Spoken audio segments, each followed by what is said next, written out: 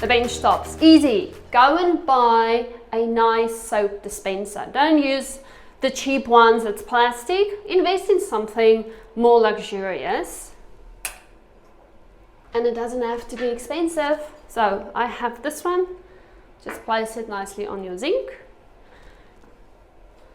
Plants, I love plants. They bring color, they're a symbol of life, just freshness. So you can go for just live plants. I use artificial ones, especially if you're not in your property anymore. You don't want your dead plants being on show. So if you're not there, use artificial plants.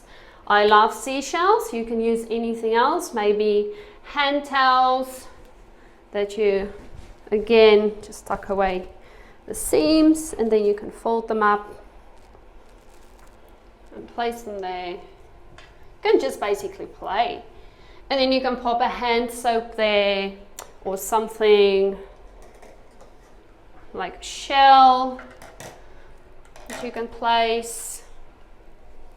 And, or if you have a vase somewhere in your house tucked away in a cupboard, use them now. Neutral soft color. And then I have another shell here that you can use. So not too much, just something that just brightens it up, doesn't clutter the bench space, nice, fresh and neutral. Thanks so much for watching this video.